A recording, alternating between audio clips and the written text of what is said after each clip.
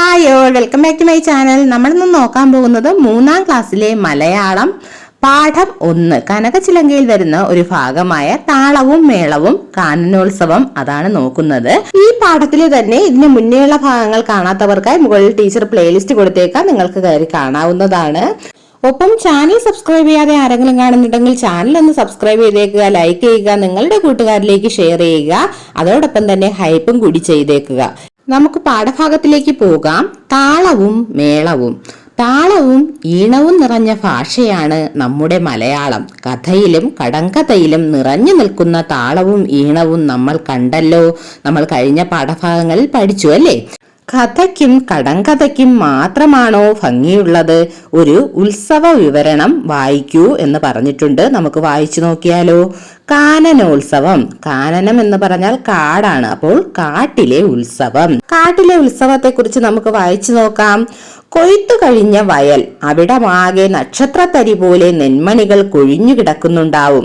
അത് കൊത്തിപ്പെറുക്കി വയറു നിറച്ച് തിരികെ പോരുന്നതിന് മുമ്പ് നാട്ടിലൊക്കെയൊന്ന് ചുറ്റിത്തിരിയണം. അത് കുഞ്ഞരിപ്രാവിന്റെ പതിവാണ്.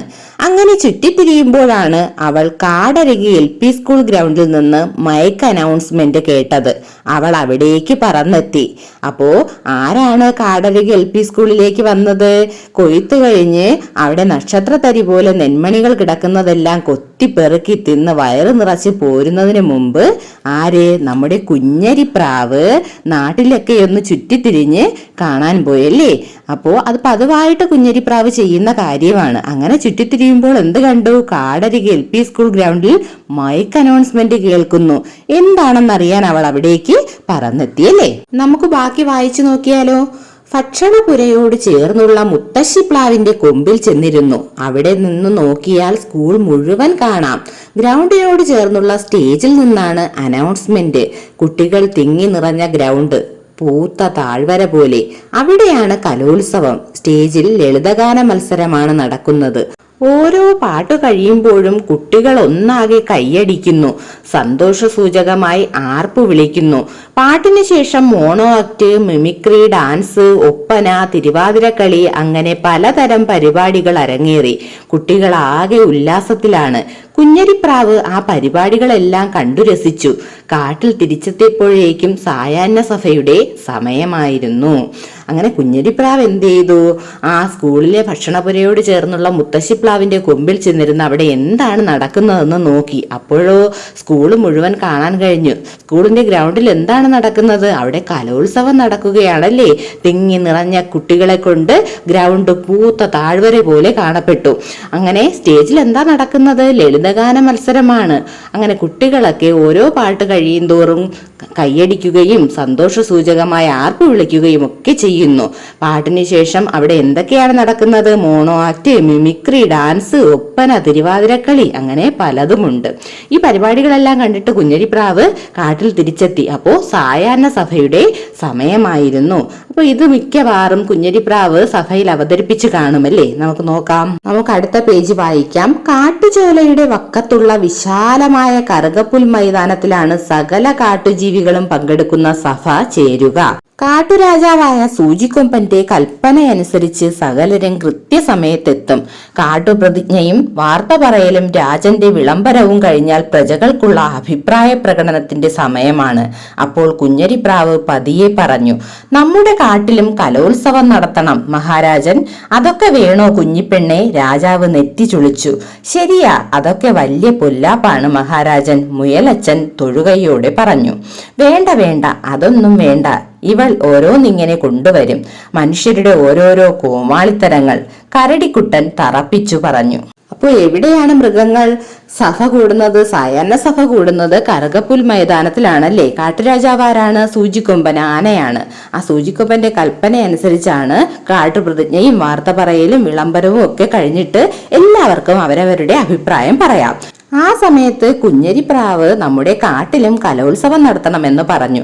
ഇത് കേട്ടപ്പോൾ ആർക്കും അത്ര ഇഷ്ടപ്പെട്ടില്ല. മുയലച്ചൻ പറഞ്ഞു അത് വലിയ പൊല്ലാപ്പാണെന്ന്, അതൊന്നും വേണ്ട എന്ന് പറഞ്ഞു.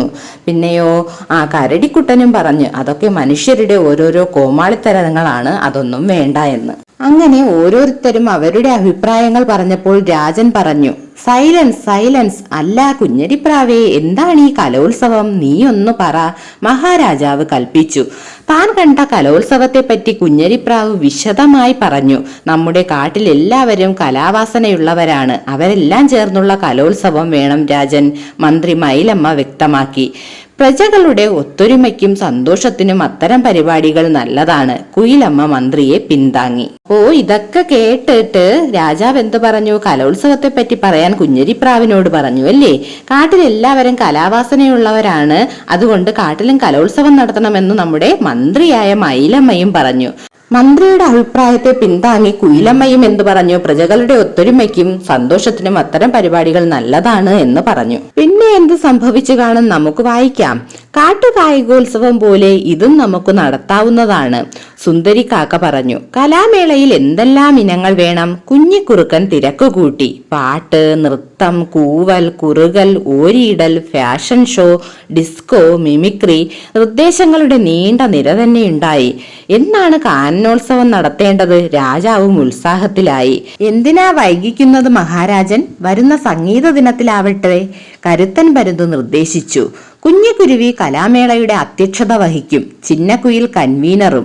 മന്ത്രി മയിലമ്മ ചുമതലകൾ പ്രഖ്യാപിച്ചു. ആർക്കും മത്സരിക്കാം, പ്രായപരിധിയില്ല. പങ്കെടുക്കുന്നവർ നാളത്തെ സായാഹ്ന സഭയിൽ പേരു തരണം. അങ്ങനെ അവരെന്ത് തീരുമാനിച്ചു? കലോത്സവം നടത്താൻ തീരുമാനിച്ചു അല്ലേ. കാട്ടുകായികോത്സവം പോലെ ഇതും നമുക്ക് നടത്താമെന്ന് സുന്ദരിക്കാക്ക പറഞ്ഞു. കലാമേളയിൽ എന്തെല്ലാം ഇനങ്ങൾ വേണമെന്ന് കുഞ്ഞിക്കുറുക്കൻ തിരക്ക് കൂട്ടി ചോദിക്കാനും തുടങ്ങി. എന്തൊക്കെ വേണമെന്നാണ് നിർദ്ദേശം? പാട്ടും നൃത്തവും കൂവലും കുറുകലും ഓരിയിടലും ഫാഷൻ ഷോയും ഡിസ്കോയും മിമിക്രിയും എല്ലാം. അങ്ങനെ മഹാരാജാവ് എന്നാണ് കാനനോത്സവം നടത്തേണ്ടതെന്ന് ചോദിക്കുകയും അടുത്ത സംഗീത ദിനത്തിലാവട്ടെ എന്ന് കരുത്തൻ പരുന്ത് നിർദ്ദേശിക്കുകയും ചെയ്തു. കലാമേളയുടെ അധ്യക്ഷനാരാണ്? കുഞ്ഞിക്കുരുവി. അതുപോലെ കൺവീനറോ ചിന്നക്കുയില്. മന്ത്രി മയിലമ്മയാണ് ഇവർക്ക് ചുമതലകളെല്ലാം പ്രഖ്യാപിച്ചു നൽകിയത്. ആർക്കും മത്സരിക്കാൻ, പ്രായപരിധിയില്ല. പങ്കെടുക്കുന്നവർ നാളത്തെ സായാഹ്ന സഭയിൽ പേര് തരണമെന്ന് ആര് പറഞ്ഞു? നമ്മുടെ അധ്യക്ഷനായ കുഞ്ഞിക്കുരുവി പറഞ്ഞു. ദാന്ന് പറഞ്ഞതുപോലെ കാനനോത്സവ ദിനമായി. അപ്പോ നോക്കിയേ, എല്ലാവരും അവിടെ ഉണ്ടല്ലേ. മയില്, ആന, കുരങ്ങൻ, മുയൽ, ആമ, അങ്ങനെ എല്ലാ മൃഗങ്ങളും അവിടെയുണ്ട്. കാടിന്റെ നാനാഭാഗത്തു നിന്നും കാട്ടുജീവികൾ ഓടിക്കൂടി. കറുകപ്പുൽ മൈതാനം കാണികളെ കൊണ്ട് നിറഞ്ഞു. സ്റ്റേജിൽ ആദ്യം നടക്കുന്ന ഫാഷൻ ഷോയ്ക്ക് പുള്ളിപ്പുലി പേര് വിളിക്കാൻ തുടങ്ങി. തുടർന്ന് കുയിലിന്റെ നേതൃത്വത്തിൽ പാട്ടുമത്സരമാണെന്ന് അറിയിപ്പുണ്ടായി. നൃത്യങ്ങളിൽ പങ്കെടുക്കുന്നവർ കരുത്തൻ പരുന്തിന്റെ അടുത്ത് ചെന്ന് ഉടനെ നറുക്കെടുക്കണമെന്ന് മൂന്നാമതും അനൗൺസ്മെന്റ് കേട്ടു. മത്സരത്തിൽ ജയിച്ചവരും തോറ്റവരും കൈയടിച്ച് ആർപ്പു വിളിച്ചു. രാജാവെന്ന നിലവിട്ട് ഓരോ മത്സരത്തിലും സൂചിക്കൊമ്പൻ ഒരു കൈ നോക്കി. ഫാഷൻ ഷോയിലും അമറൽ മത്സരത്തിലും മാത്രമേ ജയിക്കാനായുള്ളൂ. അങ്ങനെ എല്ലാ മൃഗങ്ങളും ഒത്തുകൂടി അവിടെ കാനനോത്സവം തുടങ്ങിയല്ലേ. കറുകപ്പുൽ മൈതാനം കാണികളെ കൊണ്ട് നിറഞ്ഞു. ആദ്യമായിട്ട് എന്താണ് നടന്നത്? ഫാഷൻ ഷോയാണ്. പുള്ളിപ്പുലിയാണ് പേര് വിളിച്ചത്. തുടർന്ന് കുയിലിന്റെ നേതൃത്വത്തിൽ പാട്ട് മത്സരവും നടന്നു. നൃത്തങ്ങൾ കൈകാര്യം ചെയ്തിരുന്നത് കരുത്തൻ പരുന്തായിരുന്നു. മത്സരത്തിൽ ജയിച്ചവരും തോറ്റവരുമെല്ലാം കൈയടിച്ചും ആർപ്പ് വിളിച്ചുമൊക്കെ മത്സരം ഗംഭീരമാക്കി. രാജാവായ സൂചിക്കൊമ്പൻ എല്ലാ മത്സരത്തിലും പങ്കെടുത്തെങ്കിലും 2 മാത്രമേ ജയിക്കാൻ കഴിഞ്ഞുള്ളൂ. ഏതിലൊക്കെ? ഫാഷൻ ഷോയിലും അമറൽ മത്സരത്തിലും മാത്രമേ ജയിക്കാൻ കഴിഞ്ഞുള്ളൂ. നമുക്ക് ബാക്കി വായിച്ചു നോക്കിയാലോ? കാനനോത്സവം സംഘടിപ്പിക്കാൻ ഐഡിയ തന്നതിന് സൂചിക്കൊമ്പൻ കുഞ്ഞരിപ്രാവിനെ തളിരിലമാല അണിയിച്ചുകൊണ്ട് ആദരിച്ചു. എല്ലാ കൊല്ലവും കാനനോത്സവം നടത്തുമെന്ന് പ്രഖ്യാപിക്കുകയും ചെയ്തു. കൂട്ടുകാരെല്ലാം ആർത്തുല്ലസിച്ചാണ് കൂട്ടിലേക്ക് പോയത്. അങ്ങനെ കാനനോത്സവം സമാപിച്ചു. ഈ ഐഡിയ തന്നതിന് സൂചിക്കൊമ്പൻ എന്ത് ചെയ്തു? കുഞ്ഞരിപ്രാവിനെ മാലയൊക്കെ അണിയിച്ച് ആദരിക്കുകയും ചെയ്തു. എല്ലാ വർഷവും ഇത് നടത്താമെന്ന് പ്രഖ്യാപിക്കുകയും ചെയ്തു. അപ്പോ വിവരണം കഴിഞ്ഞു. ഇനി നമുക്ക് ഈ പാഠഭാഗവുമായി ബന്ധപ്പെട്ട ചോദ്യങ്ങൾ ഓരോന്നായി നോക്കാം. ചോദ്യം 1. ഇതിലെ ഏതെല്ലാം കലാപരിപാടികൾ നിങ്ങൾ കണ്ടിട്ടുണ്ട്? ഇതിൽ കുറെ കലാപരിപാടികൾ പറഞ്ഞിട്ടുണ്ട് അല്ലേ, നമ്മൾ വായിച്ചതാണ്. അതിൽ നമ്മൾ കണ്ടിട്ടുള്ളത് ഏതൊക്കെയാണ്? പാട്ട്, നൃത്തം, fashion show, disco, mimicry, Oppana, Thiruvathirakali, ഇതെല്ലാം നമ്മൾ കണ്ടിട്ടുണ്ട്. കുറുകൽ മത്സരം, കൂവൽ മത്സരം, ഓരിയിടൽ മത്സരം, അങ്ങനെയുള്ള മത്സരങ്ങളൊന്നും നിങ്ങൾ കണ്ടു കാണത്തില്ല അല്ലേ. അടുത്ത ചോദ്യം നോക്കൂ. സ്കൂൾ കലോത്സവത്തെ കുറിച്ച് കുഞ്ഞരിപ്രാവ് നടത്തിയ വിവരണം എഴുതാമോ? നിങ്ങൾക്ക് ഇഷ്ടമുള്ള രീതിയിൽ എഴുതാം. ഞാനൊരു വിവരണം ഇവിടെ എഴുതിയിട്ടുണ്ട്, അത് വായിക്കാം. നെന്മണി കൊത്തിപ്പറക്കി വരുമ്പോഴാണ് കാടരികെ LP സ്കൂൾ ഗ്രൗണ്ടിലെ അനൗൺസ്മെന്റ് ഞാൻ കേട്ടത്. അവിടെ കലോത്സവം നടക്കുകയായിരുന്നു. അവിടെയുള്ള ഒരു മുത്തശ്ശിപ്ലാവിൽ ഇരുന്നാൽ സ്കൂൾ മുഴുവനായി എനിക്ക് കാണാൻ കഴിയുമായിരുന്നു.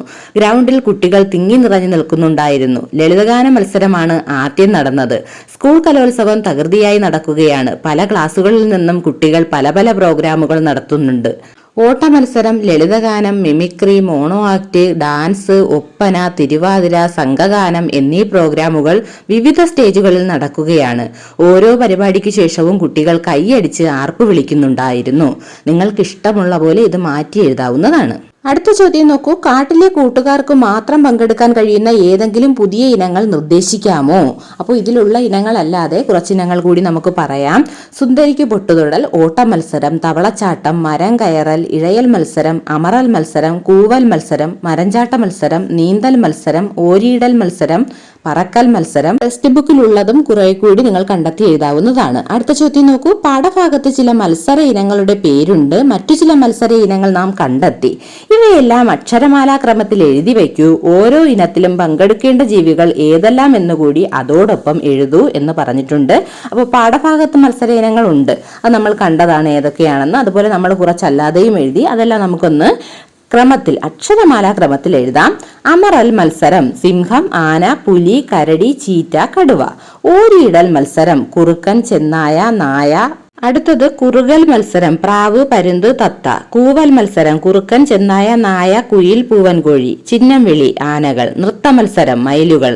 നിറം മാറൽ മത്സരം ഓന്തുകൾ. പറക്കൽ മത്സരം പരുന്ത്, വേഴാമ്പൽ, തത്ത, കഴുകൻ, കാക്ക, മറ്റു പക്ഷികൾ.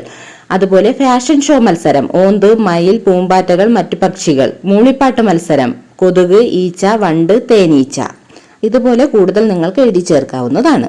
അടുത്ത ചോദ്യം നോക്കൂ. കാട്ടുകായികോത്സവത്തിലെ മറ്റേതെങ്കിലും ഒരു മത്സര ഇനത്തിനുള്ള നിയമാവലി തയ്യാറാക്കാമോ? നമുക്ക് തയ്യാറാക്കാം. പാട്ടു മത്സരം. ഒരു ഗ്രൂപ്പിൽ 6 അംഗങ്ങൾ മാത്രമേ പങ്കെടുക്കാൻ പാടുള്ളൂ. പാട്ട് 10 മിനിറ്റിൽ കൂടുതലുള്ളതാവാൻ പാടില്ല. സിനിമാ ഗാനങ്ങളും പാടാം. വേഷവിധാനത്തിന് പ്രത്യേക മാർക്കുണ്ട്. 5നും 10നും ഇടയിൽ പ്രായമുള്ളവർ മാത്രമേ പങ്കെടുക്കാവൂ. അല്ലെങ്കിൽ നിങ്ങൾക്ക് എന്തെഴുതാം? പ്രായം പ്രശ്നമല്ല എന്ന് എഴുതാം. അടുത്ത് ഞാൻ എഴുതിയിരിക്കുന്നത് പറക്കുന്നവർ മാത്രമേ മത്സരത്തിൽ പങ്കെടുക്കാൻ പാടുള്ളൂ. നിങ്ങൾക്ക് വേണമെങ്കിൽ എല്ലാവർക്കും മത്സരത്തിൽ പങ്കെടുക്കാം എന്ന് എഴുതാം. അപ്പൊ നിങ്ങൾക്ക് ഇഷ്ടമുള്ള രീതിയിൽ ഒരെണ്ണം എഴുതാവുന്നതാണ്. അടുത്ത ചോദ്യം. കാട്ടിൽ ഒരു കായികമേള നടത്തുന്നു. അതിൽ എന്തെല്ലാം ഇനങ്ങൾ ഉണ്ടാവും എഴുതൂ എന്ന് പറഞ്ഞിട്ടുണ്ട്. എങ്കിൽ കാട്ടിലെ കായികമേളയ്ക്ക് എന്തെല്ലാം ഇനങ്ങളെന്ന് എഴുതി കൊടുക്കാം. ഓട്ട മത്സരം, സുന്ദരിക്ക് പൊട്ടുതൊടൽ, ഹൈ ജമ്പ്, ലോങ് ജമ്പ്, തവളച്ചാട്ടം, മരം കയറൽ, ഇഴയൽ മത്സരം, നീന്തൽ മത്സരം, നടത്ത മത്സരം, പറക്കൽ മത്സരം. അതുപോലെ ഇതിനു മുന്നേ നമ്മൾ കുറച്ച് മത്സരങ്ങൾ പറഞ്ഞിട്ടുണ്ടായിരുന്നു. അതെല്ലാം തന്നെ നിങ്ങൾക്ക് ഇതിൽ എഴുതി ചേർക്കാവുന്നതാണ്. അപ്പോൾ നമ്മൾ ഈ പാഠഭാഗത്തിലെ എല്ലാ ചോദ്യങ്ങളും നോക്കിക്കഴിഞ്ഞു. അടുത്ത ക്ലാസ്സിൽ അടുത്ത പാഠവുമായി കാണാം. നിങ്ങൾ എല്ലാവരും നന്നായിട്ട് പഠിക്കുക. ചാനൽ സബ്സ്ക്രൈബ് ചെയ്യാനും ലൈക്ക് ചെയ്യാനും ഷെയർ ചെയ്യാനും ഹൈപ്പ് ചെയ്യാനും മറക്കല്ലേ. Thanks for watching.